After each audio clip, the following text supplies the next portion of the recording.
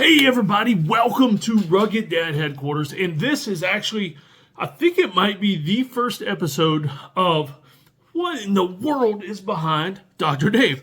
So I get a lot of questions about the stuff behind me, and been a lot of people asking me to start telling some stories about what that stuff is. I've alluded to some of it, but I had a request the other day, somebody wondering, what's up with the freaky doll behind me? Why is that on the mantle, Dave? Why does it show up in all your videos? And I thought I would do a little video and tell you the story. And to be perfectly honest with you, he's there because I'm afraid to move him because he likes it there. And I do not want to make him angry. But he said he would do this video with me. So let me grab him and let's talk about it. All right, so this is Chucky. Now, it's not actually a Chucky doll from the movie. What is this guy? Let's see if I can't find the tag. So, my buddy, maybe that's what my buddy doll. So, here's the story. And I've got a neat story about this outfit, too, that looks like a Jason Voorhees overalls. But here's the story about this doll. I don't know where he came from originally. I just know that at some point my mom had him. He probably came from a garage sale. He's a little beat up. Matter of fact, neat thing is, there's a lot of smudges on the face and everything. That's where I used to actually have a Jason Voorhees mask on him. But he got to where he didn't like it. So I took it off. I didn't want to make him angry. So my mom had this doll, probably from a garage sale. And when I was a teenager, and you know that time frame when you're a teenager and you have a curfew, a fairly late curfew, because, hey, you finally got that 11 p.m. or midnight curfew because you're old enough to drive and stuff. And you probably shouldn't be out there late because there's, up to no good after 10 p.m. But had a late curfew. And so my mom, to have fun, because my mom likes to scare us, my mom loves horror movies and stuff. I mean, I saw movies like Cujo and Friday the 13th, all 30,000 of them, and Nightmare on Elm Street, all 12 of those, however many, Halloween. I saw them in the movie theater as an elementary school aged kid, the original versions. And like Cujo, that came out, goodness, I was probably 6 or 7 maybe. I never wanted a dog since then, ever. Never, ever wanted a dog after watching Cujo as a small kid. And so my mom loved to scare us with things. So I would get home late, and this little guy, sometimes I would open the door because I'm creeping, because I might be a few minutes late, or my parents are asleep. I don't want to wake them up. They might wonder why I'm coming in late. And so open the door, and this little dude would come falling down on my head. Or I would walk in and the house is all dark and everything. And this was way before we had cell phones to where we could use them for a flashlight. And so I'd walk in trying to creep up the stairs to my bedroom with nothing but a nightlight or the moonlight coming through the door. And this dude sitting on the stairway just staring at me. Always in a different place. And I would find him. I might have screamed once or twice. Maybe. And I would, throw him downstairs on the couch or something, and then he would disappear the next morning. And so I never knew where he was going to show up. I remember one time I opened up the freezer to get some Hot Pockets or something out, and he fell out of the freezer on my head. Might have wet my pants a little that time. Maybe. But, so I continued the tradition.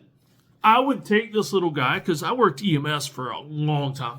And we had 24-hour shifts and that kind of thing. And in some places, we had multiple units operating out of the same building. And so different trucks going different places all hours of the night. I would start hiding Chucky in people's beds, under their pillows. I would put him up on the ceiling to where they wouldn't see him until they laid down at night. And they look up and it's like, ah!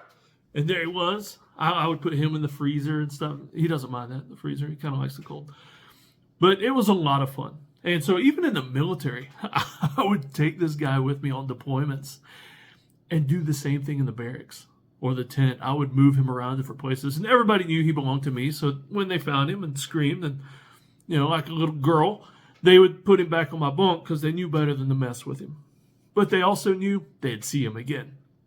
And so my mom, one time, when I went to climb Kilimanjaro in Africa, her and my sister took him on like a tour of the whole area. We used to live in Myrtle Beach. It's a big touristy area. So they took him to the amusement park. They took him to the Harley Davidson dealership where he was sitting on a Harley. They took him to Hooters, and he got a picture with a Hooter girl, and he liked that. But so this was back when we had actually made picture albums, like actual photographs that we held on to. And so when I got home from my trip to Africa, I had this neat photo album of everything Chucky did while I was gone. And so it's pretty cool. He's a member of the family. He's been with us since, for decades now. And so that's the story behind the Chucky doll. So now, the story about the outfit. And so this outfit, let me show you this picture. This outfit that he's wearing, it used to be mine. Look at that little dude. All that red hair. There used to be hair on top, and that's the same outfit. I'm wearing the same outfit that Chucky wears now. And so he has kind of just adopted it and taken it as his own.